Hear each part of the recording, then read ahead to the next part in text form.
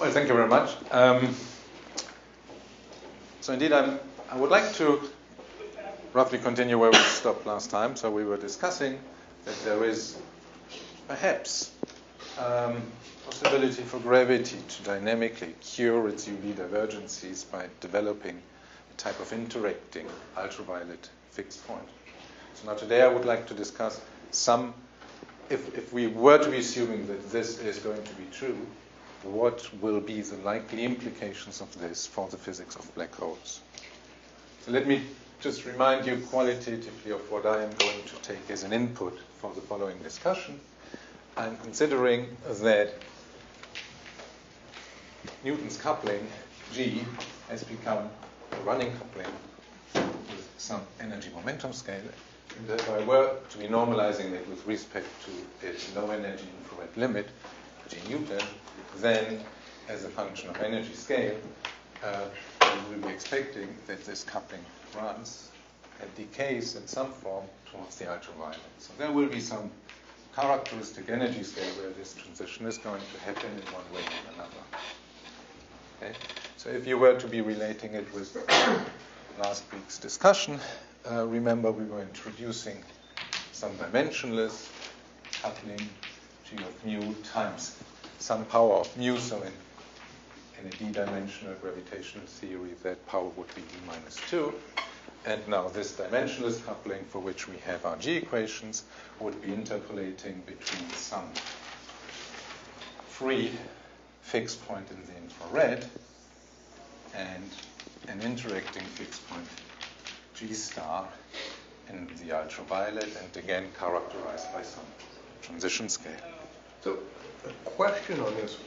What do you think of as the physical definition or the physical way of defining the scale mu? Is it momentum transfer, center of mass energy? Well, yes, of course. I mean, it's like, so as you know, I mean, the computations which we are able to do, computations in Euclidean, with Euclidean signatures. So then we define Euclidean momentum, for example, as some characteristic energy scale with respect to which we cross-grain an underlying path integral. Okay? There is some freedom in defining RG Wilsonian RG momentum scales according to which this coupling is running. Yes, very similar to, the freedom we have in conventional quantum field theory. Well, again, that relates to the question, what is the relevant physical scale if you're, say, looking at contributions of this to S-matrix elements? Yes, I mean, scattering we can talk scattering as well, although that's a slightly separate issue. Yes, but I'm happy to like to proceed. But but again, but there's a question of whether there is a clear statement of what variable enters there in that context. Yes. So for now, I'm. So remember from last week, I mean, the view underneath this is that we introduce a Wilsonian cross-graining. This offers us the possibility of introducing an RG scale, okay, according to which we sort momentum degrees of freedom. So this is what this scale mu for now stands for. But then to define your theory, you integrate from infinity down until mu is equal to 0. And so that integral is presumably done. And I thought we agreed in conversation that the end product of that is just constants for your coupling constants of your theory because you've integrated overall mu. If I integrate, so if the underlying effective action or a Wilsonian effective action gamma, which now has an index mu because I've cross-grained up to some scale, yes? So if I have a proper path integral definition for this object, then the physics is the limit in which ultimately I send this RG scale mu to 0, because then I know that all quantum fluctuations in that underlying path integral are contributed. Okay? But the question, so now the game we are playing is to figure out, and that's the big question, asymptotic safety, okay? Is this object gamma an object which we also can define up to arbitrarily high energies in the sense of having a meaningful starting point for an RG flow in the metric degrees of freedom, such that we can claim this as a UV a complete version of gravity. I understand the program, but I'm not clear why, once that program is completed, and Yes. you found your asymptotic fixed point, you've integrated down to zero, why you then enter the Lorentzian world and you can now use running coupling constants. Yes. Okay, let's do it for a minute. Okay, or else I won't be able to go through this talk either. Okay, so I'm going to use these pieces of information which in some approximation, okay, have been obtained based on the Euclidean version of the path integral. I would like to ask the question whether this can be used to teach us something about quantum gravity corrections to black holes. And there are two avenues which have been followed to push considerations forward. The first one, I will talk about both of them. So the first one is the idea of, say, writing down our usual, say, as an example, usual line element for a Schwarzschild black hole, okay, which has the following shape, maybe in d dimensions.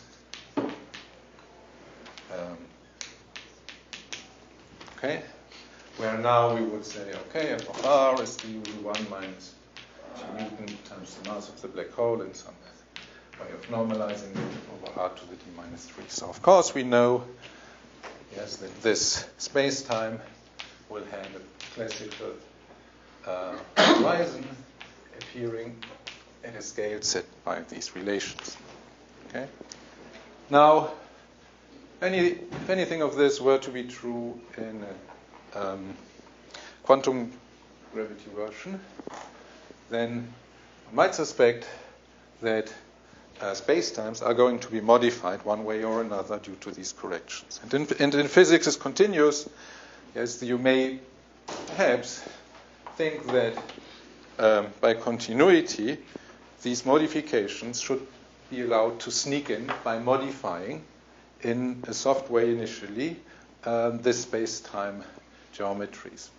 So what people have tried, therefore, is to ask the question whether the fact that G Newton becomes a running coupling constant can be mimicked by allowing the parameter G Newton, which now appears into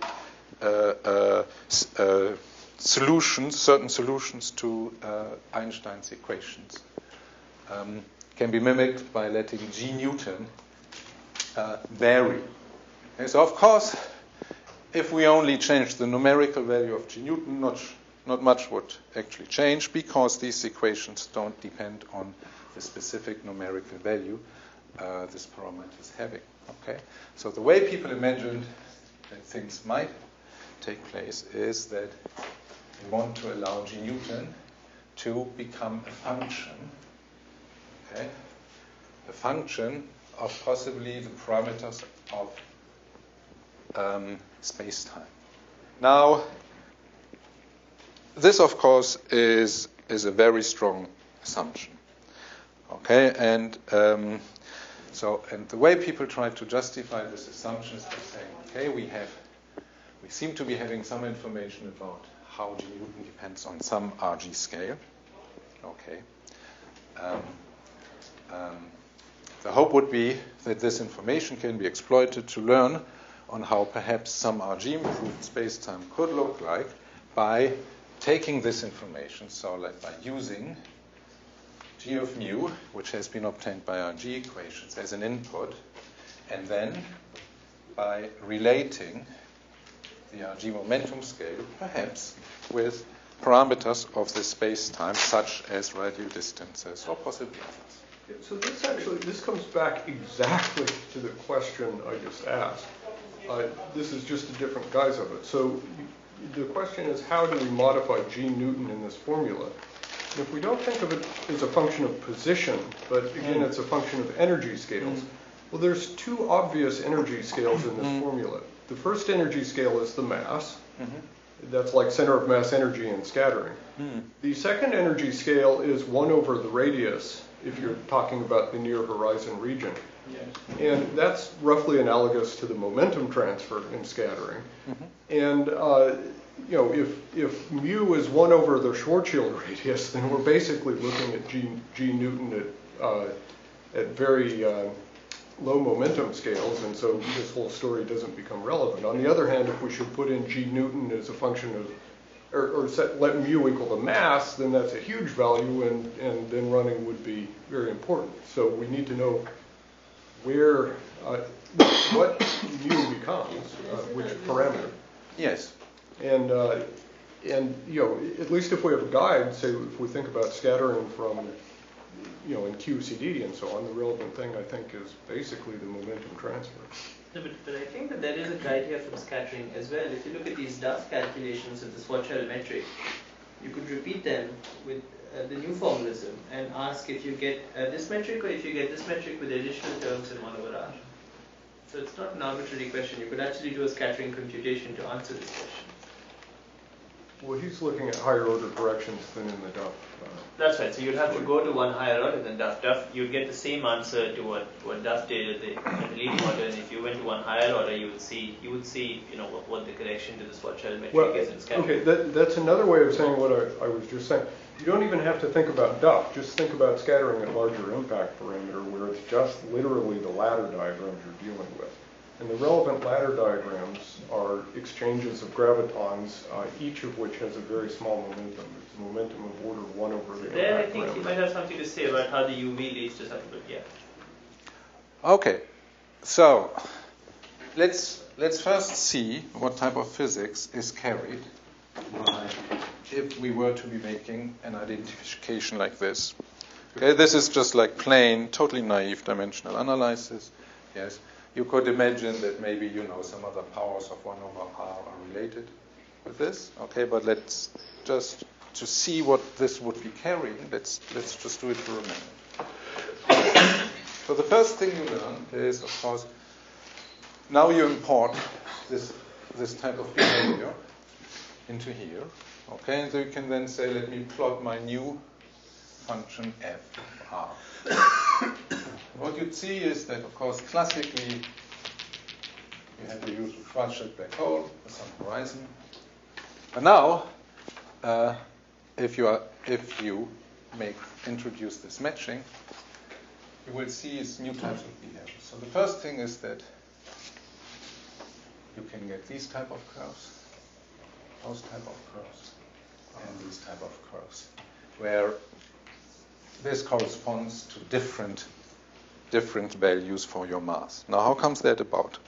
This is coming about because, firstly, G Newton decreases at asymptotically large mu. How do you know the sign of that when you go to Lorentzian? Because your momentums in Lorentzian can be either positive or negative. And so when I analytically continue over, it's not clear to me which sign I get. That's what I'm doing. Also, you'll only see a significant modification of the curve when the horizon radius is of order the Planck scale or something like that, right? If it's a large horizon radius, then you're not going to have a significant modification of the curve near the horizon.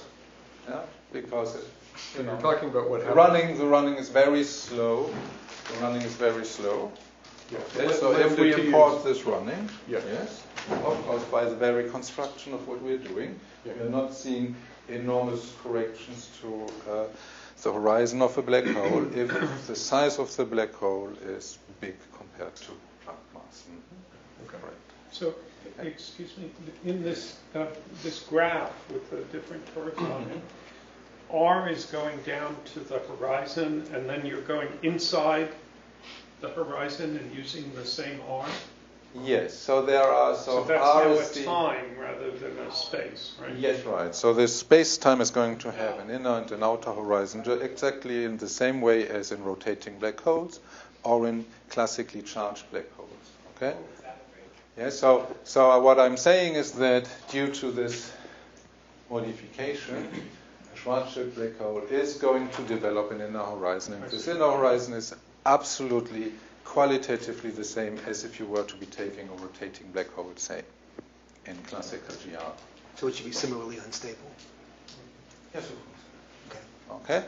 And then there is the possibility that you have also a degenerate horizon, which we also know classically from rotating black holes, You mean where the when they inner and outer horizon coincide, okay, and where we know that in such situations, temperature is going to zero if we were to. But sorry, again, one is talking about the inner and outer horizon of a black hole with a size of order of the Planck size. Right? So, in what sense can we really? No. So Carefully if he has, I misunderstand. If you had a black hole whose outer horizon is enormous in astrophysical, Good. it could still have an inner horizon in your picture, but the inner horizon would now be Planck sized. Correct. Yeah.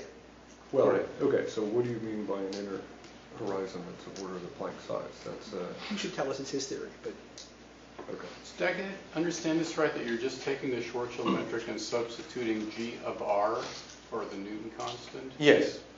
That's what I've been doing here. And then so the equation that line element satisfies, won't be the Einstein equation, Yes. but some other equation. But I would have thought that if the idea is that the Einstein equation has corrections at those scales, then I should just solve the corrected equation to find the corrected black hole, not just take the old solution and put G of R in it. Yes, but the hope here was to, of course, that's a possibility, and people are trying to do that. Yes, but the hope here was to, get a feeling for how corrections were to be looking like if this behavior, which is seen in certain RG computations, were to be realized in RG improved black hole solutions. Okay, so one way of yes, and so that's one of the possibilities which can be done. It's evident that there are a number of weaknesses which need to be checked, and I will be addressing a number of them in a minute in 5 minutes when I discuss the second avenue in order to derive equations which tell us what might be going on with these black holes. But for now, I would like just to discuss what would be carried by equations of this type if we were to be allowed to import information from quantum field theory into effective solutions of field equations. Okay? And so the key feature can be read off from here, as I said. There is a critical value for the mass appearing. And this comes about because no matter what, if we import equations this way, because we know that the deep UV behavior from the RG equations is decreasing G Newton. Therefore, an RG improved F is going to no longer be singular but regular. Okay? And so because of this singularity, which we know from a conventional Schwarzschild black hole, would no longer be around. That's the reason for an inner horizon to occur. That's therefore also the reason for a degenerate horizon to occur at some finite critical mass. Now, of course, once you have this kind of behavior, then a few things automatically follow. Because if you now were to be analyzing, for example, the temperature of such a black hole, also, first of all, let's take a different plot. So this plot would mean that if we were to be plotting the horizon, now the RG improved horizon in units of the classical horizon, and all of this is a function of mass, then if the mass is sufficiently big, of course, everything would be approaching 1. But then now the mass is smaller, we are approaching perhaps Planckian masses, and then there is an ending point. So this would be the critical mass in C corresponding to the following curve for F. So evidently, if one then plots temperature, classical temperature, we know technically it would be diverging for in the limit even where mass goes to 0. But now due to the modifications which we've introduced, this temperature is going to have a maximum of some sort. And it will then decay and reach 0 at about the critical mass MC. Okay, and then you roughly know how the temperature in the vicinity of Zen point is going to scale like a square root. That's well-known stuff. Okay. Now the last thing you would maybe want to plot is things like specific heat. Okay, so if you were to be plotting specific heat, we know that partial black holes classically are unstable, so specific heat is numerically very large or negative. Now what happens in this particular case is that a modified version is going to display the following behavior. So as a function of mass, specific heat would vanish at some critical value of the mass, but it changes sign through a singularity at some other critical mass which is of the order maybe 5 times mc, okay, and then become positive. So that's the regime where the gradient of temperature with mass has changed sign, and so where, technically speaking, the black hole would become thermodynamically stable. Okay. Now, so this is what would be happening, yes, if this is correctly importing the leading order effects due to quantum gravity corrections. Now, there's another aspect you, of course, would want to wonder about, which is you might wonder what is going to happen with the curvature singularity at the origin of our black holes. And so we know very well that these can be quite annoying. Yes, so if you think of curvature singularities, so we know, say, if we expand our function f small r, and if we write it as 1 minus some mass scale times r to the power sigma plus maybe subleading terms, then we can express the curvature singularities in terms of this number sigma. So, for example, the Ricci scalar divergency would be of the form r to the power sigma minus 2. Okay? So classically, the value for sigma is 3 minus d. So in 4 dimensions, sigma is minus 1. So of course the Ricci scalar would diverge as 1 over r cubed. And then the Kretschmann invariants, such as Riemann squared or Weil squared, of course, they all behave like r to the 2 sigma minus 2. Okay? So this is what we know from classical GR. Now, what would be happening if this type of RG improvement is going to take place? Then sigma is going to be a modified coefficient. But now sigma, of course, knows about the assumptions you've put into your equation. So the first assumption in this little model we've put in is that this matching should be adopted. So if we use this matching, we get a relation between, we get an explicit answer. Yes, if you could think of, just parametrically modifying it just to see what type of effect this would leave. Okay, and you introduce some arbitrary parameter gamma for now in your matching. And then sigma would also know about that number. So sigma would look like gamma times d minus 2 minus d plus 3. Okay? So, what you learn from this?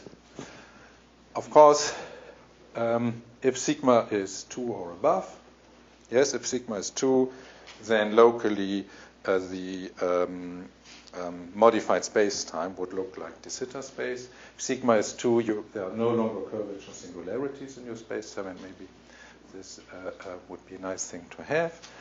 Now here you see that in order to have that, gamma has to take a specific, or be above a certain specific value. Now remember, the toy model matching which we've been using here is gamma equal 1. So then sigma would be 1. Okay. So this is an example where the matching is not resolving or getting rid of curvature singularities at the origin of space-time. Okay.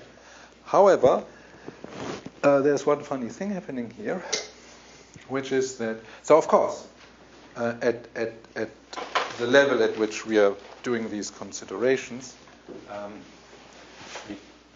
we cannot with any very strong confidence make any sharp statement about what number actually should be used here. Okay, so varying this number gamma for us is a way of figuring out whether the broad picture implied by this is stable or not.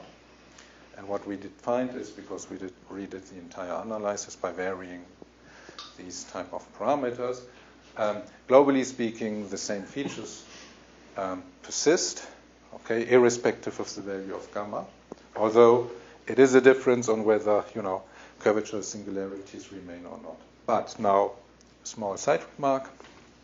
The funny thing is that even in this case, curvature singularities are substantially reduced. Remember, classically, it's 3 minus d. Okay, so it's getting, these singularities get even enhanced with increasing space-time dimensionality, whereas in this case, no d dependence. And sigma, in a sense, already has the other side. Okay, so there is a reduction of curvature singularities. Now, this reduction has one interesting side effect, which is the following one. The corresponding space-times happen to be geodesically complete, meaning that if you have a point particle which would be traveling through those space-times, you can simply integrate their trajectories, despite of the fact that this space-time is having a remaining singularity at its origin. It so happens that this singularity is integrable so that a particle's trajectory can run through that point. Good. So, that was rough picture along a set of ideas, which I've called ideas 1. Let me now come to second set of ideas. Can I ask you, but if you actually follow a shell in collapse, something quite different might happen, right? So it's not even clear that the static solution will be attained. If you start with the shell in collapse, the shell might collapse all the way down to Planck scale and then explode or do something else as a result of these modified equations. So what is the significance of the fact that this is a geodesically complete space-time? I mean, is it even attained with these new equations in any sense? Well, the point, I think the point we wanted to make here is that people often say that, to have a meaningful quantum-corrected space-time, they should ideally not have any singularities because singularities look bad. I think the point I wanted to make here is that it might very well be that technical equations have remaining singularities, but you can still make meaningful physics on it in the sense that these spacetimes are geodesically complete.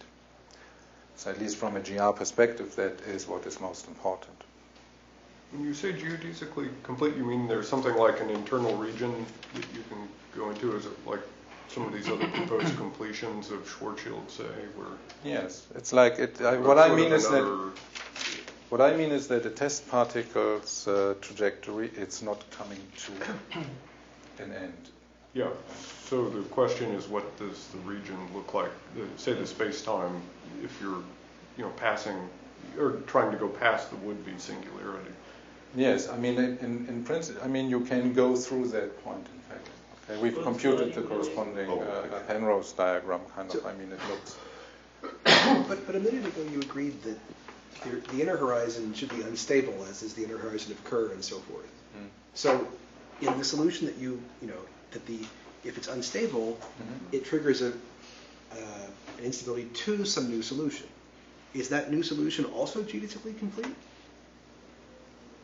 I mean, what happens in Kerr is you get an instability that gives you a mass inflation singularity, which is then, the inner horizon turns into a curvature singularity.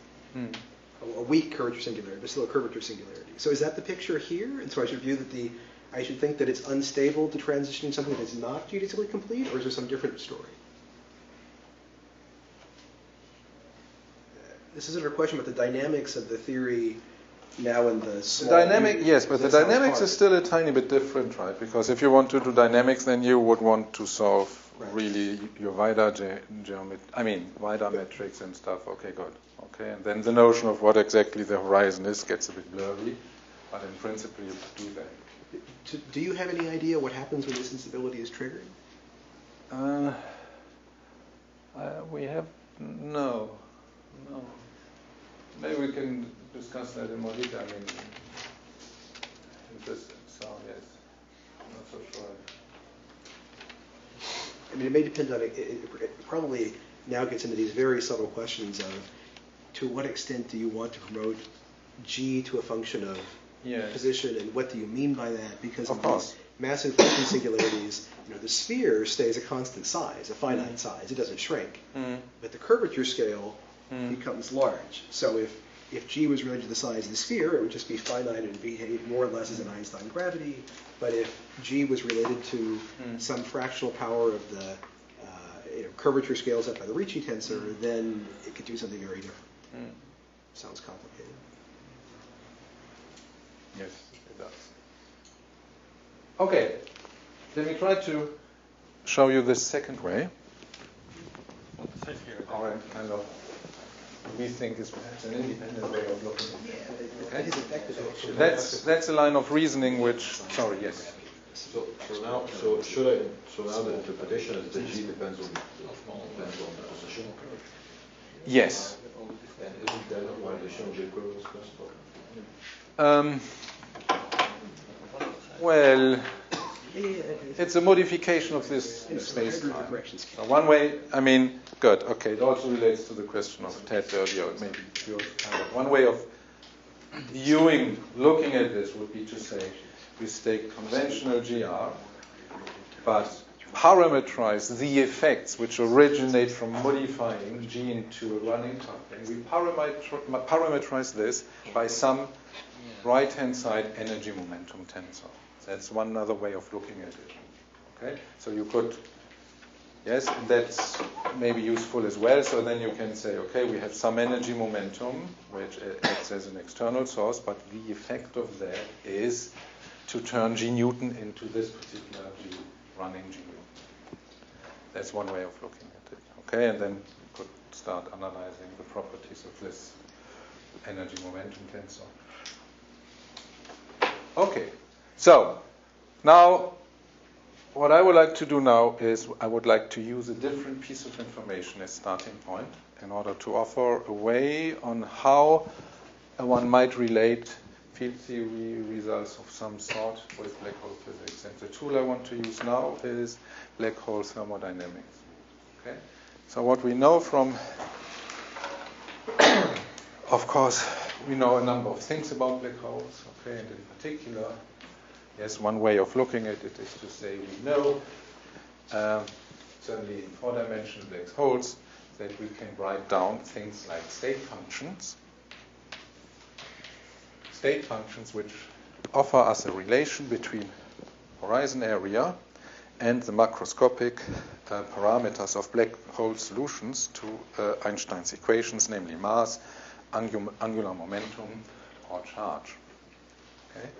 And so there is this beautiful picture of black hole thermodynamics which consists of, say, making a thought experiment where I imagine I have this one big black hole, some mass, some angular momentum, some charge, take an electron, throw it into this black hole. Okay? And so this is going to change the mass, the angular momentum, and the charge, right? But by viewing it as a reversible thermodynamical process, I can derive important thermodynamical relationships which teach me something about the properties of that black hole. Okay? And even more intriguingly, right, as some of you have also proven, that the other way around of the logic works. You can start with these thermodynamic relationships and then derive Einstein's equations out of it. Okay? So it's totally fascinating. And it seems to be suggesting as if there would be some interesting microstructure related to the gravitational force. The microstructure which is carrying things like entropies, okay, which can generate notions like temperature, okay, and in a sense in a totally strictly thermodynamical sense, the way we think about gas, okay, as being constituted out of atoms moving around, okay, generating pressure, carrying entropy and such. So, now, having said these things, there is, yes? Question about this C is 1 by R. This also changes the gravitational force at long distances, right? By a small amount, by some one, it goes like 1 by R squared plus some. Yes, this would be offering small corrections. Right. But first. we have an idea of how Newton's law is corrected just by, just from effective field theory and the fact that some long distance effects are fixed by unitarity. This is not consistent with that. Is this Why do you claim that? Yes, of course you can write down RG equations which exactly take that into consideration. But really this is not what is carrying the main effect here on top, okay? I mean, of course you're right. Yes, if we follow John and compute in one way, some way, the leading H bar corrections in the deep infrared, of course there will be a coefficient appearing here, okay, and that's a coefficient which can be computed, and you can of course make sure that your running G nu takes this into consideration, right? But that's not really the important bit in here. The important bit in here is that ultimately it's asymptotically high energies this thing is coming now. Okay, but now let me go back perhaps to this picture of RG thermodynamics. Okay, and so when we started playing around with this, we were thinking, okay, I mean, it would truly be nice if one can relate some of these with black hole thermodynamics. And so we looked back into Gibbons and Hawking from '77, because what they did is they started, I think they were the first ones to try to use the Euclidean path integral for gravity as a starting point to then derive black hole thermodynamic relationships. And so our view then was that perhaps that could also be a good starting point for us, because we have this notion of a scale-dependent Euclidean path integral for gravity underneath this story. Okay, and so let's see whether we can exploit some of the additional insights which are carried by these equations in order to learn something about black hole thermodynamics. So how would this work? Gibbons and Hawking had the view that they look for stationary solutions. Yes, they look for stationary points in their path integral representation from their theory, from which they got equations of motion. Okay, so in absence of energy momentum tensors, external sources, and currents, and so on, then they look for black hole solutions in those spacetimes, and the most general ones in 4 dimensions, yes, are Kerr-Newman spacetimes. Okay, so they may have maybe, an electric charge of some sort or some angular momentum. Good. Okay, so our starting point, therefore, was to imagine that we now write down an effective action gamma. Let me use mu again. Okay, sometimes people use a K for the RG scale. Somehow I've been using mu now. So we are assuming that we have an effective action of some sort. Okay. Mu, which is Ricci scalar, maybe, an electromagnetic, some photons hanging about, well, maybe some metal Lagrangian, who knows. Okay? So, writing down this equation differs from what Gibbons and Hawking did by taking the liberty of allowing G and alpha electromagnetic now to be a scale-dependent quantity. Okay? So we view this effective action now as an object which has arisen from integrating our momentum fluctuations down to the scale mu. So the way we would like to look at the whole exercise now would be to say, okay, let's imagine we've done that. We integrated the stuff out down to some scale mu. then we would want to look into the saddle point solutions of the corresponding equations of motion. Okay? So, and then we are interested in the black hole solutions corresponding to it. Good. So now what is going to change? Okay? We know from what I said earlier that what we are going to get is a relation, so a kind of state function which gives us the area of a black hole as a function of its mass, angular momentum, and charge.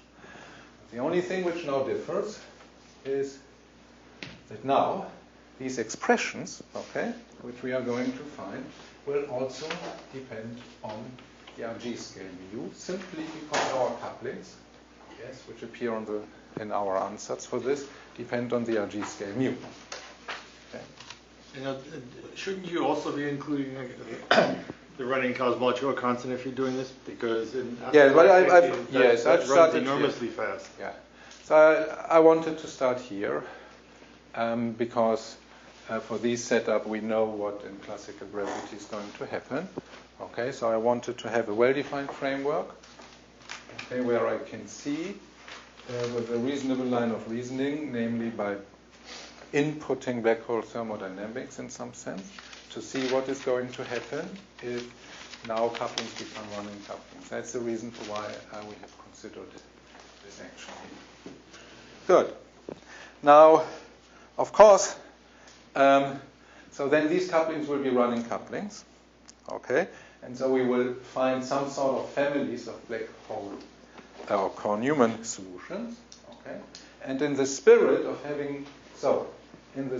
of viewing this effective action as an effective action where degrees of freedom with characteristic energy scales above this RG scale mu have been integrated out, yes, we would want to interpret the resulting spacetimes as being spacetimes carried exactly by those degrees of freedom. Okay? And so then, of course, it is then tempting, at least, to then also interpret the corresponding entropy as being the entropy related to those degrees of freedom. Okay? So then you would think of S being an S index mu. Okay? Well, really, I should probably call it. Well, I hope it's not too confusing. Where, of course, that would be area divided by 4 G Newton, where now G Newton is a running coupling. Okay. So in a sense, so from a field theory point of view, this, of course, this equation of state is a type of on-shell relation. Okay. And now the view and in a sense, the way we wrote down entropy here is also now an on-shell way of writing down entropy. So we could have written down, if we wanted, say, Wald's entropy, which is an off-shell version of defining entropy.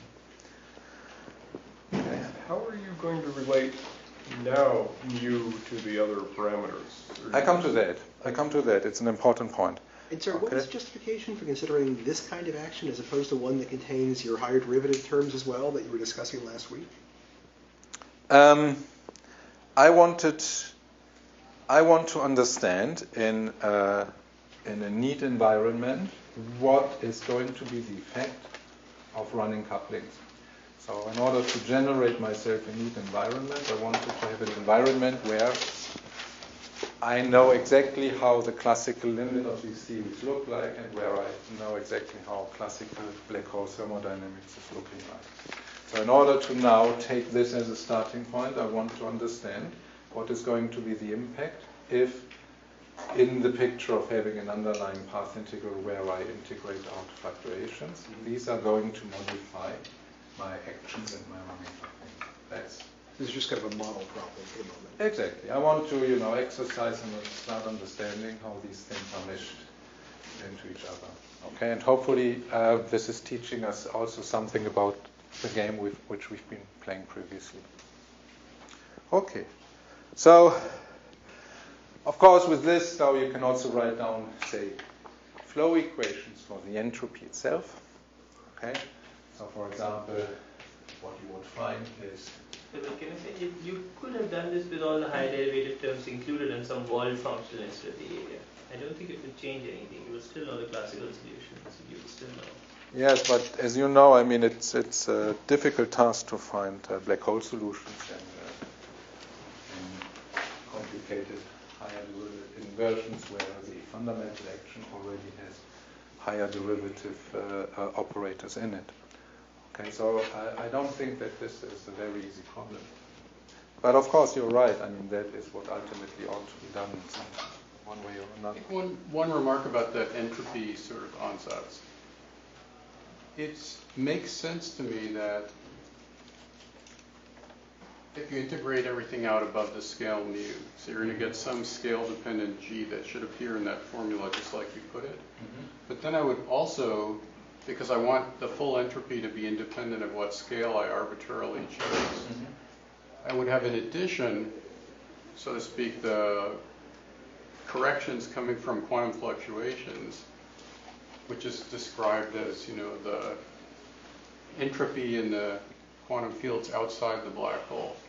And there's this whole story that's been, you know, explored for decades that makes sense as you shift your integration scale for the effective action.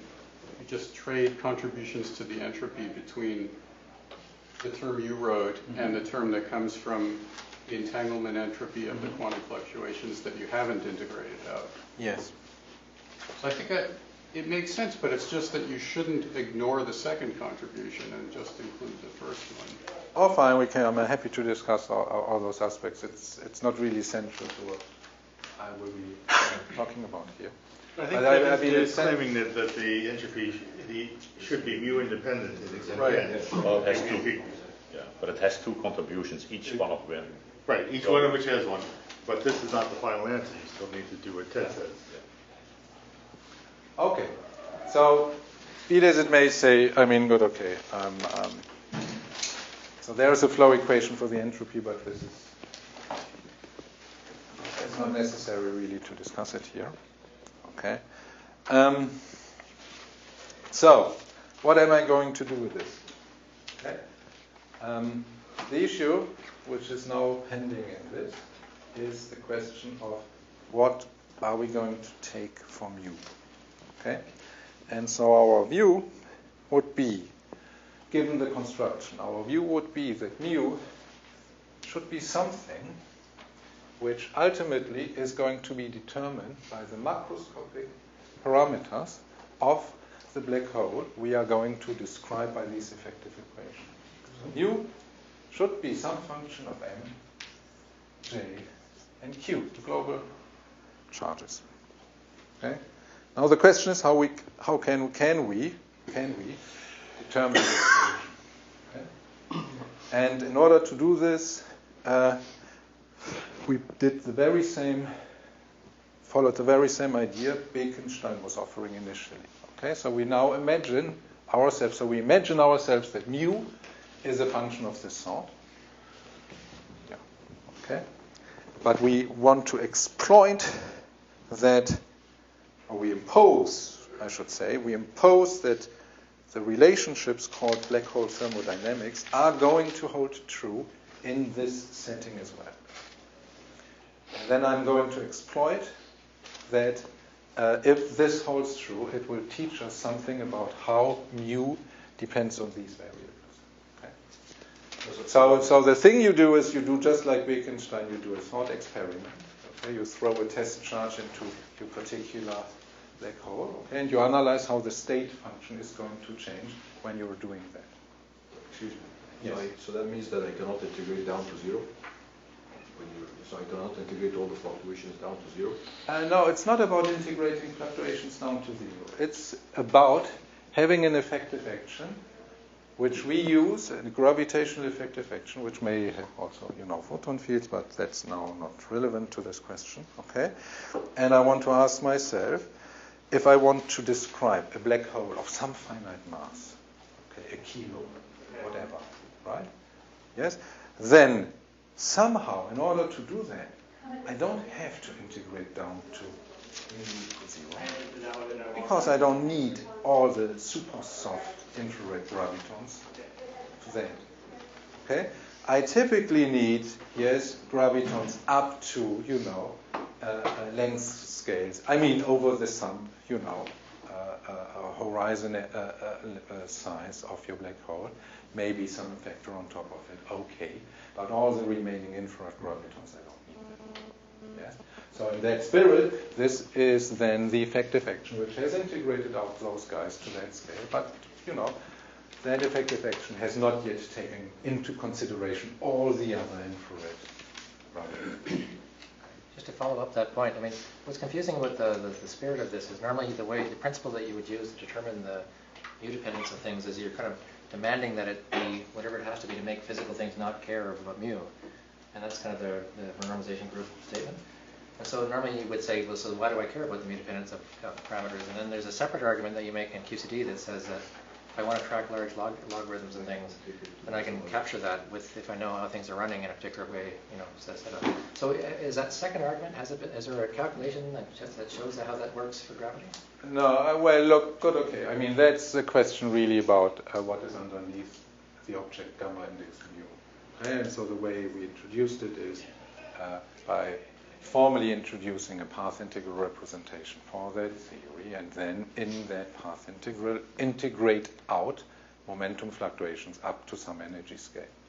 This is really the meaning of this effective action, gamma index mu. Of course, the picture that something remains constant, of course, is another way of formulating something very similar, namely, would be saying the full quantum effective action, once I've integrated everything out, that's the thing I need to know. Okay, so I can deduce quantities out of it, and now ask on how these depend on the original microscopic parameters of my theory. Yes, and so then I can relate the running of these guys, give them a running such that no matter what I do in the UV, okay, my physical observables in the deep infrared remain unchanged. That's in a way the link. Okay, but let's stick here to the explicit construction which gives you an effective action, which allows the interpretation of having degrees of freedom integrated out down to some energy scale mu. Okay, so what we are doing now is we do this Bekenstein type thought experiment. We throw small mass with a small charge, small angular momentum into the black hole and require that the laws of black hole thermodynamics hold true. Okay? So then we need to figure out what is the amount of heat, delta Q, which we have been releasing into the black hole. And this is what is related to delta A over 4 T of mu. Now you can sit down and straightforwardly analyze your equations, which now relate. You analyze the infinitesimal changes as implied by black hole thermodynamic relations. But then you find one important point. The important point is this. This scale mu, which in our vision of things should depend on mj and q, you find that actually in order to be able to obey black hole thermodynamic relations, it can only depend on mj and q via the equation of state A. Okay? So the only way it can depend on these three guys is via A. Right? So from the thermodynamic point of view, mu must be can only be a function of A, and it cannot independently depend on these three guys. If it were, then black hole thermodynamics relation can no longer be fulfilled. Okay, that's the simple message coming out of this. How are you getting that conclusion? Because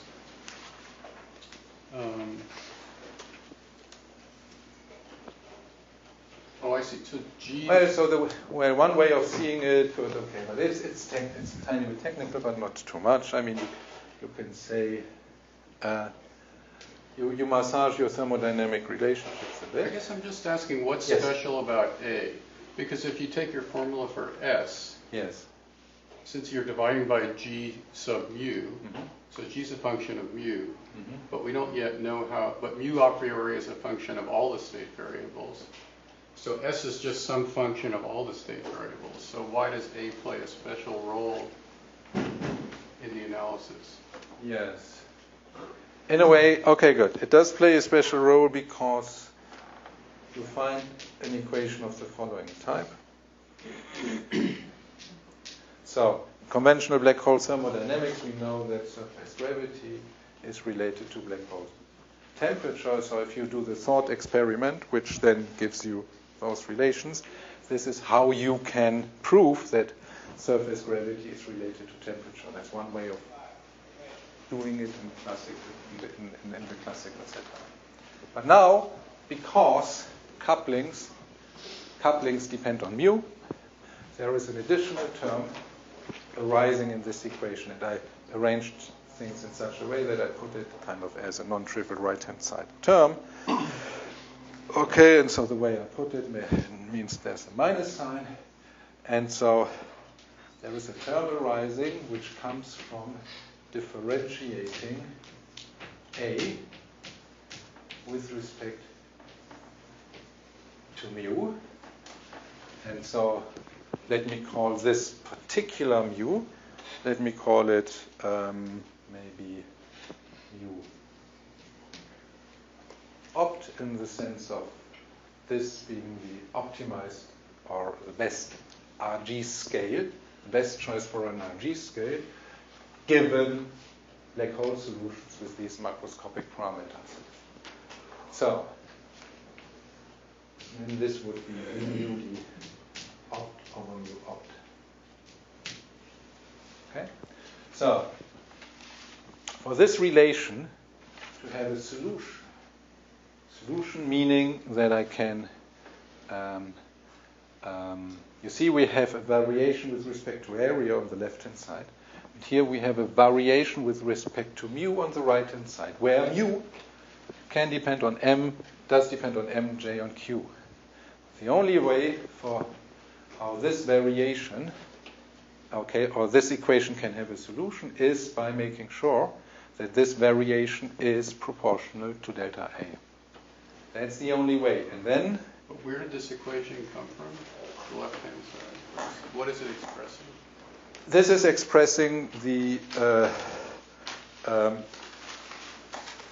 remember, the laws of black hole thermodynamics involve both G Newton and possibly whatever. I mean an abelian charge, say, okay, in my example, okay, both of which are now running coupling. So, as a consequence of this, if you make it this microscopic thought experiment, okay, and you ask yourself, what is, I'm throwing a particle into some mass into my black hole, my equation of state is changing, and I want to understand how the parameters of my equation of state are changing, then I will also get a dependence due to the fact that the RG scale, which has arisen as a parameter in the equation of state, implicitly depends on the macroscopic parameters m, j, and q. These just appear in those relations. Okay, I have two questions. Why didn't you vary G mu in that equation on the right-hand side? When you took delta S as delta A over 4G mu. Yes. What about delta G mu? Yes, no, that's a very good point. That's a very good point.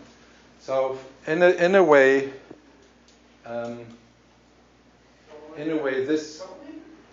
this for us was the natural thing to do because this is the geometrical change, whereby this guy here, on that level, is still a spectator, having some value, of course, for G of mu. Okay, for us it's a bit like if you think of how you get the equations of motions from some action.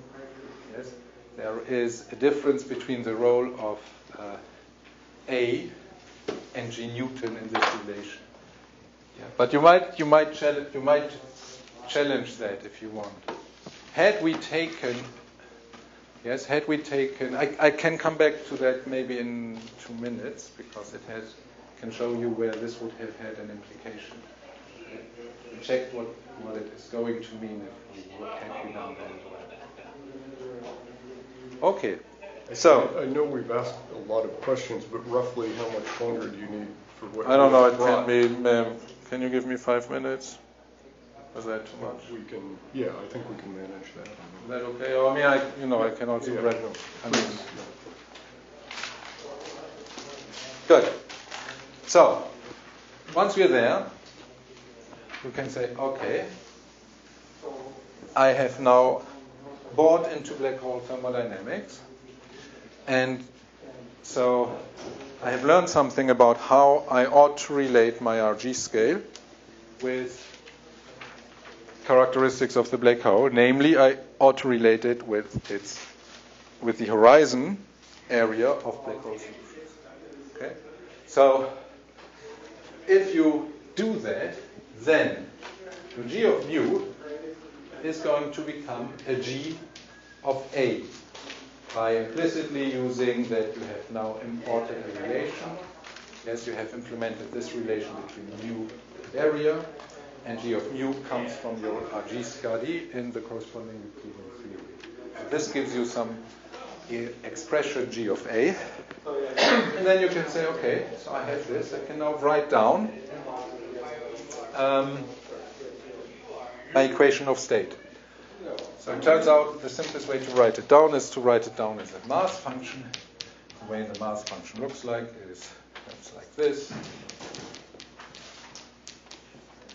Okay, so I mean this is now the most general, say, rotating, charged, 4-dimensional black hole, where G of A is the running of Newton's coupling, E squared of A is the running of the U1 charge, all of this squared, plus J squared, where J is angular momentum. Of course, now you can exploit that temperature is given by the following equation. Okay, and now if you want to, now you can say, okay, let me, yes, so for now, remember that we are trying to, play this thought experiment of doing something with a coarse-grained version of an Euclidean path integral. So for now, we have not yet even imported this behavior, but now we could do, because we have equations. So let's import that behavior for now. And the simplest way of importing is to say, okay, let's assume that one G of mu has this extremely simple running. Yes, it's a fair approximation for many of the RG studies. Let's think 4D. So what does this mean? It means that G Newton as a function of RG scale. If the RG scale goes to the infrared, then of course we end with G Newton. But if we go to the deep ultraviolet, then there is a fixed point behavior G star arising, and in fact G Newton goes to 0 with power law 1 over mu squared. Just to give you an idea, okay? So let's take this, and let's see what is going to happen. Now if we throw this into this model, of course, this equation already has a characteristic energy scale. Let me call it EC. And this characteristic energy scale is G star times m Planck squared. Now, the characteristic energy scale is the energy scale where the crossover from classical to quantum behavior is going to take place. Of course, there's vectors of h bar hidden in here. So this is the characteristic energy scale associated to this series. Now there's one other thing which comes out. This would require a little bit more work, so I'll just give you the result. If you analyze now the state function, which you got from thermodynamic consideration, you will see that the system has a characteristic critical mass, m, mc squared, which is given by 1 over G star times m Planck squared. And the significance of this mass is that this is the lowest mass achievable provided that the RG running is of this sort. Okay? And below this mass, this state function would no longer have black hole solutions. Okay, so this arises explicitly because of the A dependence of G, which is now given within that expression. Now, what you also put... Yes. Just a quick question. I missed something.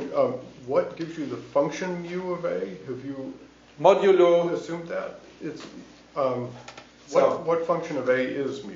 Yes, mu squared is on dimensional analysis. Okay, so again, because we don't have other scales, it can only be this. But what we don't know is this order 1 number. And there are good reasons for that, but okay. So what we use is 4 pi times xi, because, of course, well, there are arguments for why you would want to have a 4 pi there. Anyway, but then there's a factor xi, and this factor xi we cannot fix, at least not by these considerations. Good. So coming back to this, of course, as you all know, you can also sit down and more generally ask what would be the smallest black hole mass in the presence, for example, even of rotation.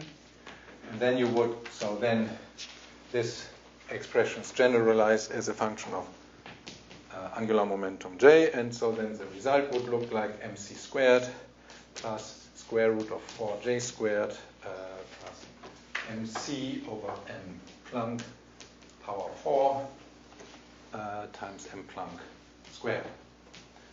So that's something you might have seen before, because if mc is 0, so well, one way of looking at it is, okay, think of this RG flow. When is it falling back on classical physics? Well, if we send G star to infinity. So if we send G star to infinity, the crossover energy would be infinity, so we never see a crossover. This new scale, which is now a quantum scale, which is not part of the classical theory, however, at G star to infinity, this new scale would not be hanging about. So let's send G star to infinity, mc goes to 0, this term goes to 0, and we are left with 2 modulus of angular momentum times the Planck scale, which we know is the classical Kerr bound, okay, for the smallest classical black hole with angular momentum J. Okay, so it falls back on something we know already. Good. So I think that's probably most of the material I wanted to say. You can now try to relate that back. Okay, so I mean, both storylines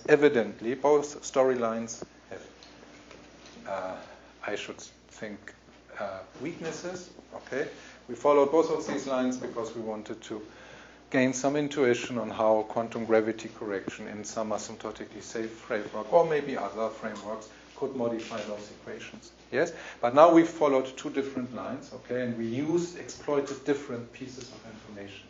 Now, one thing which comes out now, because this, in a sense, is a result which is due to having exploited black hole thermodynamics. So now you could ask the different question of, okay, yes, can we relate this back to the first storyline? Yes, and so, of course, if you would take this RG matching along, then you would say, okay, had I matched the RG scale to something which is R plus angular momentum in units of the mass, square root thereof, yes, which is like saying I am now generalizing this area, okay, which obviously is only a quantity defined at the black hole horizon. I now generalize it to be a function of R, but had I used initially this matching, then of course both approaches would have given me exactly the same result. And in some sense, this is highly non-trivial if you think of black hole thermodynamics, because if your RG improves some space-time, it's highly non-trivial to make it in such a way that these partial derivatives, which need to be fulfilled in order to have black hole thermodynamic relations, yes, are maintained. But however, this is perhaps, that's the way on how one might, okay, try to relate these 2 types of things. Good. I have a few more things, but I mean that can also be discussed private. I mean there are aspects of conformal scaling related to these black holes.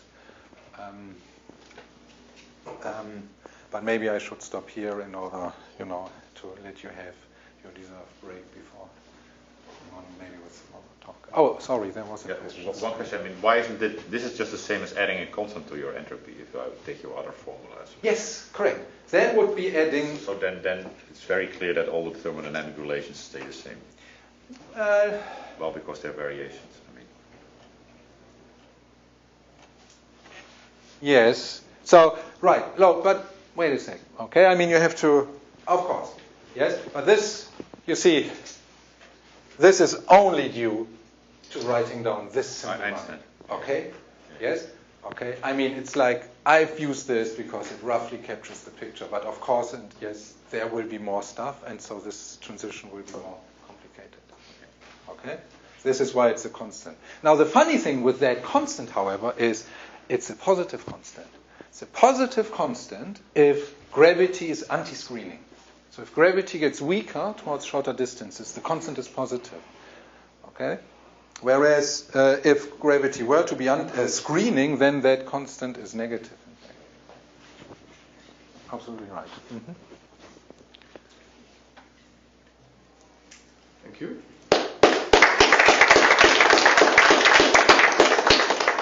Any other questions? Rick?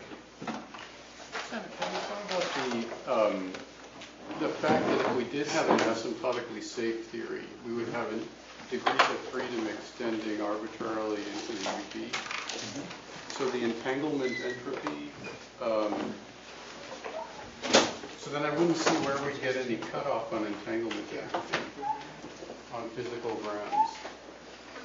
So then the whole story that relates partial entropy to entanglement entropy would seem to fall apart. It seems interestingly problematic. Just the idea of having. Yes, well, good. Honestly, we haven't attempted to actually compute the entanglement entropy, but we realized that it could be a very interesting and useful thing, perhaps, to have a look into. I'm not so sure whether, it really cannot work due to non-trivial scaling, which is what you seem to be suggesting. Yes, but maybe it's worth of giving it a proper shot. Yeah, so I mean, maybe there's something, you see, because the notion of entanglement entropy, if you think, say what is different here is that you have a non-trivial fixed point, and so this relates to scaling of some sort, yes, as opposed to maybe something which has a free fixed point, and which might have, which is, a free thing, yes, which has different scaling behaviors. I would personally be surprised if this is induces a qualitative change, but maybe it does. Well, there has to be something to cancel. So if the black hole has a finite entropy, but including more and more degrees of freedom in the UV, I seem to be getting more and more and more entanglement entropy. The only way, there must be some compensating negative contribution from the value of curvature terms at that scale. Yes. It would have to be a very funny theory in order to not have an infinite entanglement entropy from arbitrarily high energy modes. Like, I can't think of any, like, a free theory clearly doesn't do it. I can't even think of any funny strong, like, what property a strongly interacting theory would have to have. I mean,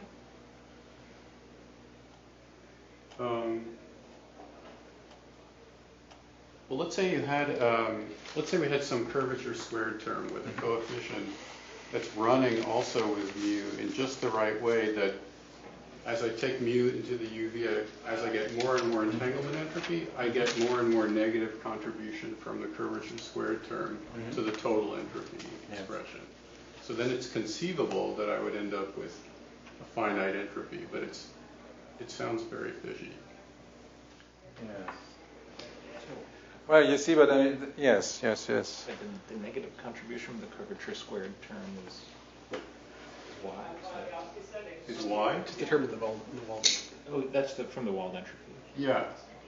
And there are all the other terms. Whatever the terms are in the UV action, Yeah. they could conceivably run in such a way that when I add in the entanglement, the total entropy is scale invariant, is mu independent. Yes. But that would require the curvature contributions to contribute negatively, arbitrarily negatively. Yes. That might tell you something about their sign. Yes. That might be problematic. I don't know if it implies instability or something.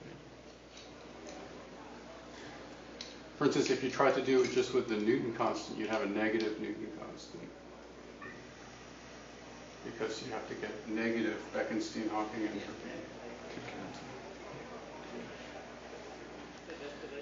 I mean, that's a strange situation, though, because it's hard to believe that there's a simple argument like that that tells you, like, it's inconsistent to have an asymptotically safe gravity theory, just because it can't possibly be consistent with black hole entropy. I mean, that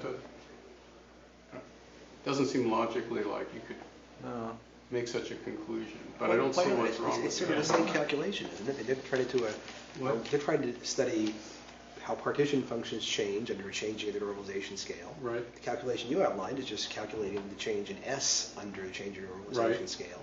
It's very much the same. Right. It's not so far away. So if the calculation could be made watertight, I don't see why there couldn't be an argument of that kind in principle. Particularly if you get rid of a free theory, right? If you're going to say that you're going to a fixed point which is weakly coupled, then you're going to be close to the free one. Well, that's the hard part, is what really happens in the interacting theory. I mean, for example,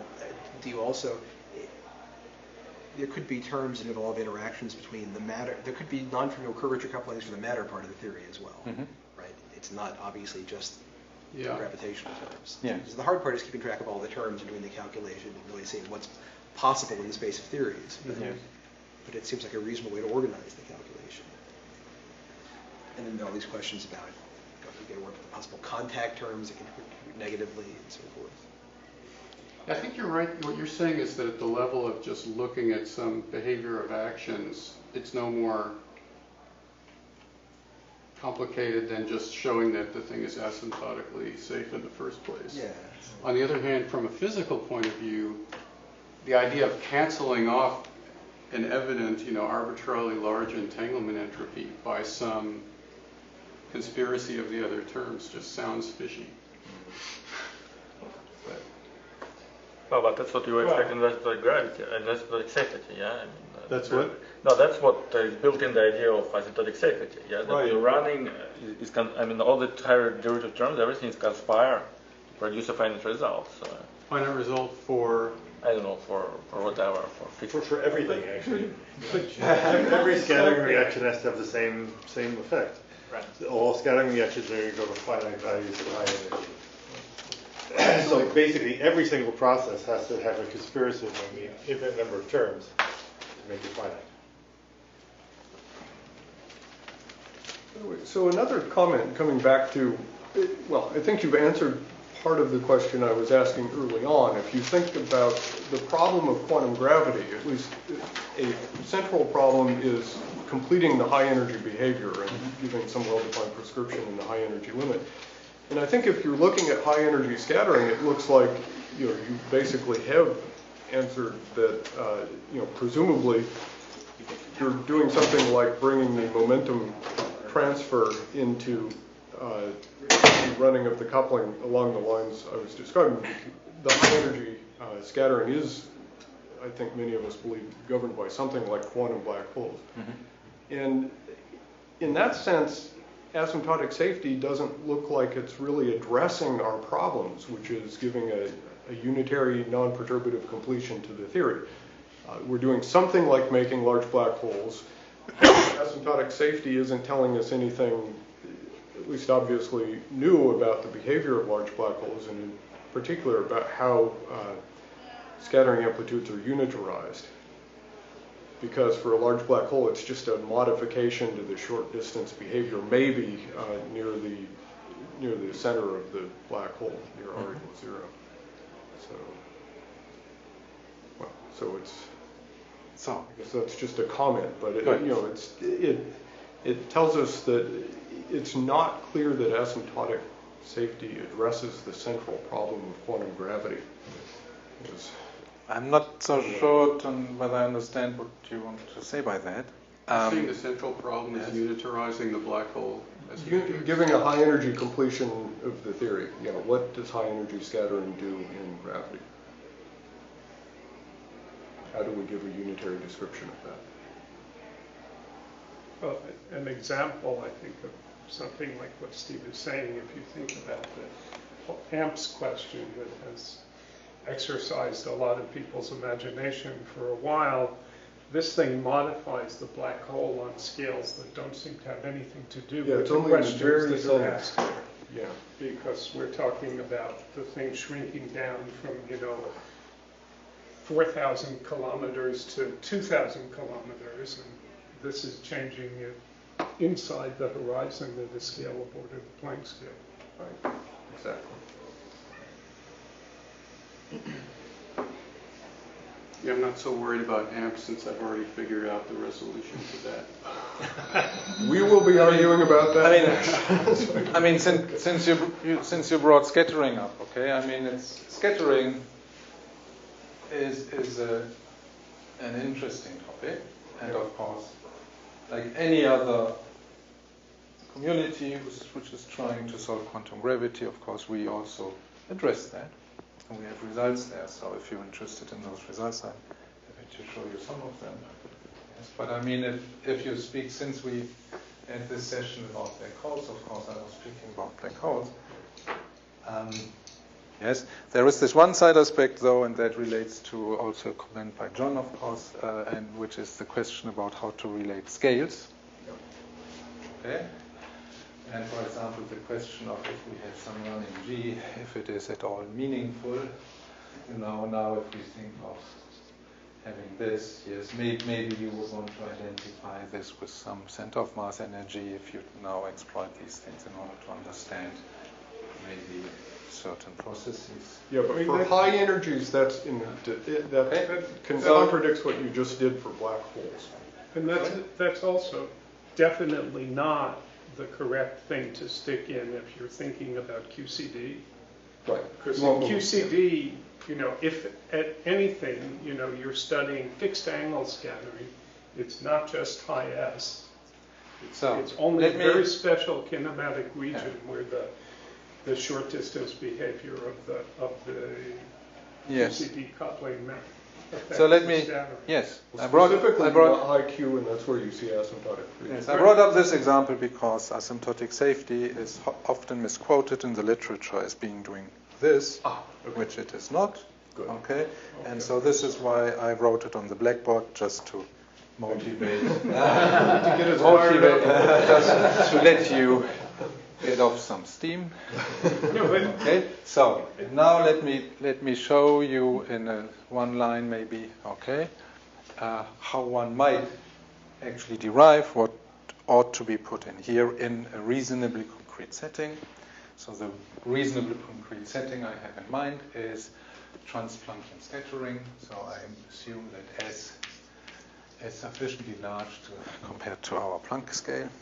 Okay, and I'm imagining now the game of maybe, head-on particle collision, such that a black hole is I would want to put myself into a territory where most of you in this room, I think to believe we understand what actually is going to happen, okay?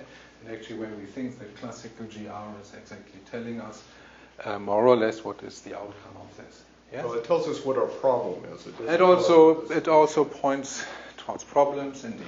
Okay, but I mean to leading order.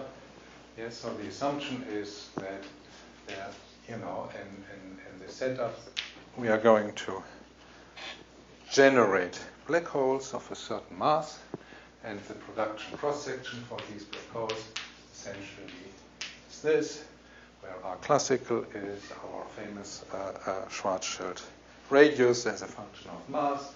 The only thing we would be doing is we replace mass by square root of S. Okay. Now people are happy to offer some order 1 gray body factors due to whatever gravitational waves being generated in this process, and maybe the spinning away of some angular momentum, whatnot.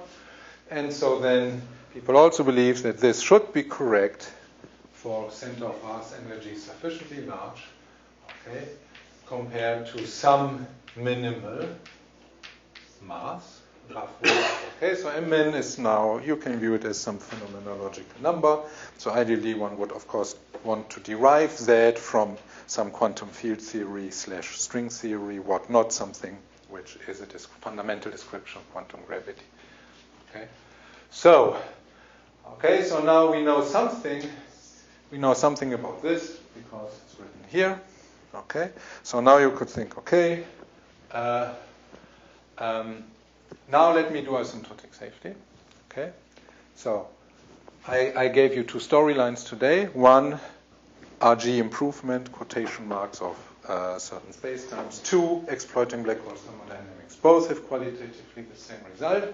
The result being that the horizon radius is getting modified. Okay, so you have a new function standing here.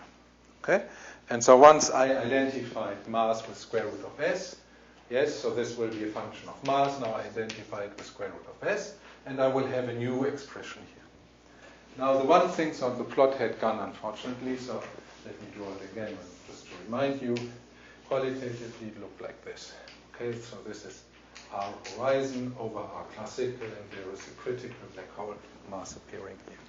So if we were to be comparing those 2 expressions, we realize 2 things. Firstly, this expression has built in a theta cutoff because there is such a thing as a smallest black hole. So we would find that this M-min, in fact, is MC, at least in this toy model view of quantum black hole. Second thing you notice is that there is, so you can rewrite it as the same as above, modified by a form factor. Okay? This is now, so to speak, a form factor which comes due to quantum gravity correction. It goes to 1 if the mass r square root of s is infinitely big, but otherwise it's going to generate modifications. Okay? So, question. Is there a way, so now we come to RG, improvement ideas and identifying RG scales with square root of s for this particular idea of a head-on collision process. Question. This is now a known expression in terms of G Newton. Is there a way that we can replace G Newton by some running coupling constant where this is now coming from here? Okay, that's the thing which we have computed somewhere at least. Okay, and if this is the case, what would be mu? Okay, so what comes out? The answer is you get this whole result, okay, with the non-trivial dressing and with this theta function type behavior if, to leading order, you use a matching. Now I have to look up my notes. Where are they?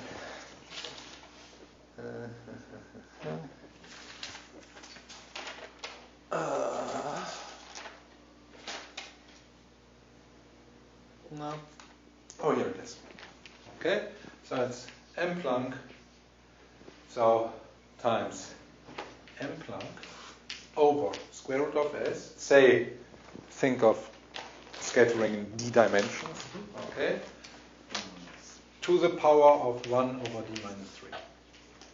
Okay, so this is the outcome after having exactly played that game where most people I happen to know think that this is probably the right way of looking into black hole generation at a sufficient asymptotically large center of mass energy.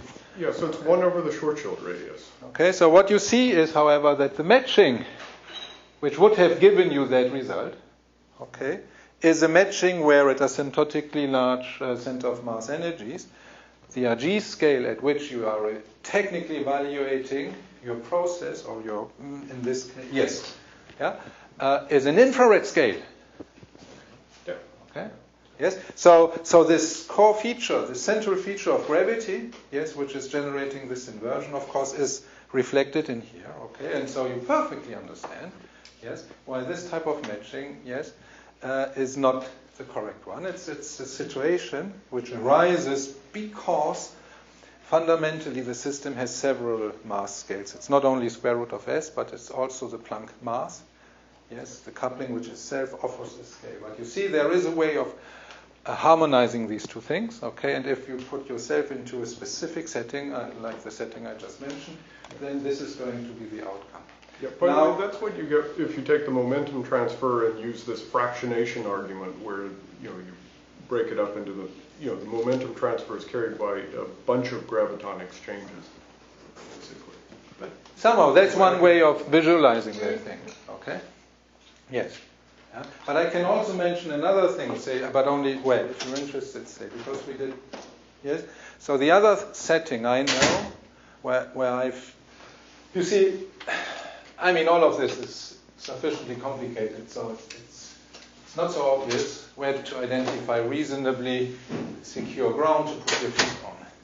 But there's this one kinematical regime where I thought you might have some ground to stand on, and that's the Eikenal regime. So imagine scattering two particles, okay, at trans-Planckian center of mass energies, okay, with ideally trans-Planckian momentum transfer in the T channel, but small angle scattering, minus T over S, very small, okay? Now, why is this a regime you might want to explore, okay? So, as I said, the results we have come from Euclidean quantum field theory. Okay, so it's horribly painful and we don't understand really honestly, how to do the analytic continuation. So that's a pain. However, at least there is a kinematic regime in which conventional Minkowski quantum field theory is getting as Euclidean as it gets. And this is Eikenal scattering in the T channel. So that from a field theory perspective, I think it would be a fair point now to figure out whether, again, the results we have from Euclidean quantum gravity or quantum field theory, yes, can carry some weight and can teach us something about scattering, and therefore we wanted to pick out this kinematical regime. So how does this kinematical regime work? You have two high energetic particles. Center of mass energy is so big that no matter what, gravity is going to be the dominating energy. So we exchange very many gravitons, okay? And so we will sum all of these diagrams, okay? You can do that in 4 dimensions, but remember in 4 dimensions, because gravitons are massless, you also get infrared divergences. So sometimes it's therefore nicer to actually do this in 5 or 6 dimensions. Also, we did that in higher dimensions because we still had we were planning to make perhaps some low-scale quantum gravity model phenomenology with those results, but that's a different thing. Okay, here it's about talking about scattering in this setup. Okay, so now what we are not doing is, so of course many of you know that of course you can resum these things, okay, and there are beautiful results known in which relate doing this Eikenal resummation with classical gravitons, which relate this with the view of how shockwave scattering works in 4D or higher dimensional spacetimes. Okay, so these are beautiful results where we more or less understand what really is going on. Now, what I'm not doing is in that kind of, it's like, okay, people have also speculated that the really interesting physics roughly starts here, or Eikenalized versions of this H diagram, okay?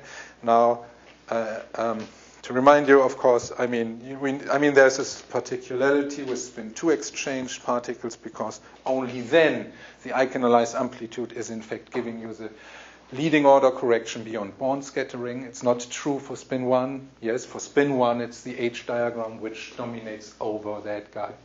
Okay, but in gravity, people suspect, and I mean some of Veneziano's old results seem to be suggesting that this could be the diagram which is responsible for showing, say, in a field theory setting, maybe the onset of black hole formation.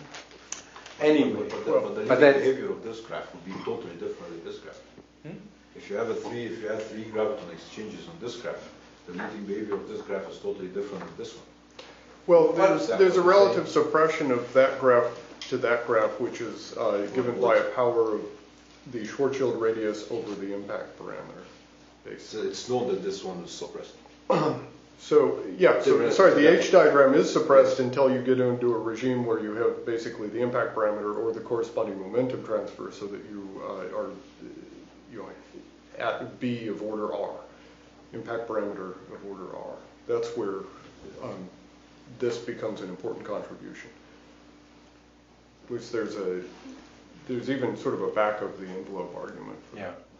Anyway, but go on. Just really, I don't want to give you another talk. I just want to mention this one idea and this one computation, which we did with some of my students. It's not yet out, but just because we discussed scattering. Okay, I think that's a reasonably neat environment to play this game. So the game we played is to say, okay, we now, since we think we have learned something about these gravitons being exchanged, we can now play the game and dress them. Okay. So what is different? What is different now is that, of course, as you know, the Born, we are now in a higher dimension setting, okay? But the Born, as you know, in more than 6 dimensions is a UV divergent, okay? It needs already regularization, and if you have a lot of minus t running through this propagator, of course, it's going to hurt you. If this is just a classical propagator. So you would see the deficiencies in the UV completion of classical gravity. Good. How does the Eikenal help with this? The Eikenal helps enormously because the minus t is distributed over many gravitons which are being exchanged. So each individual graviton is very rarely really exploring the deep UV regime of its propagator. That's the fractionation argument I was okay, good. Yeah. That's what I call fractionation. Okay. Yes, so this is how even, this computation where you use a 1 over p squared type propagator for your graviton actually can give you essentially a meaningful result for the Eikenalized amplitude, okay? But what we now do is we have some dressing here. This dressing knows about the additional decay of some sort, okay, within bounds, okay? And so what we typically tend to find is that already the Born type amplitude is well defined. Okay. And then also the Eikenalized, the summed amplitude is well defined. And an interesting feature, maybe that's the last thing I'm going to say, is what you can compute out of this is something like the Eikenal phase.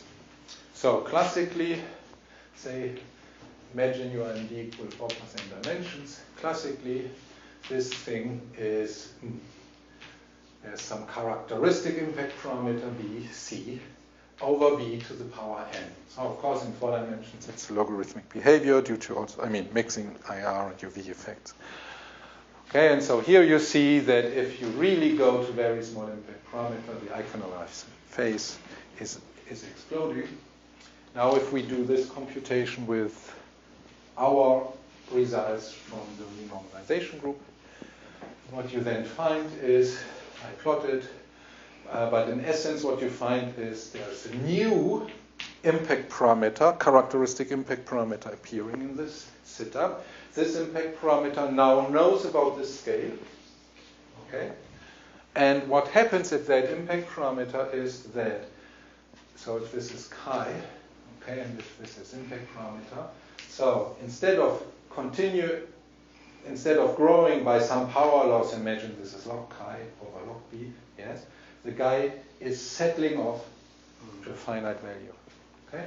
And this finite value knows something about the UV completion, so it's purely quantum, so to speak, somehow, yeah. Okay? And as is this scale. Yes?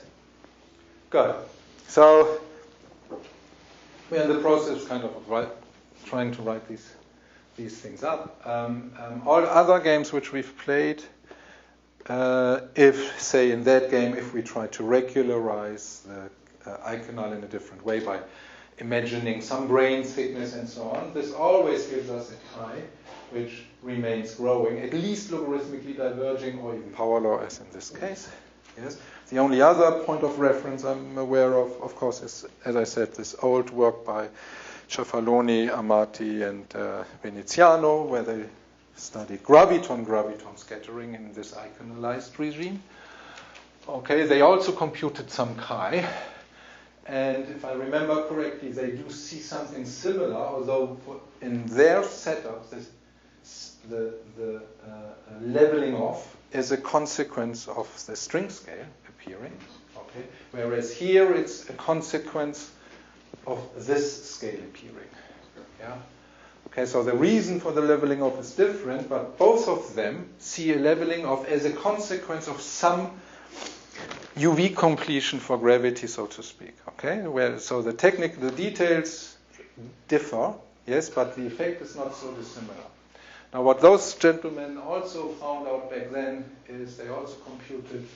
They claim that chi can get an imaginary part, and that's the story with the H diagram and iconized versions thereof. Okay, I don't know what the status of that line of investigation is, but in the early papers from, I think, the late 70s or early 80s, kind of at least quote some result for that.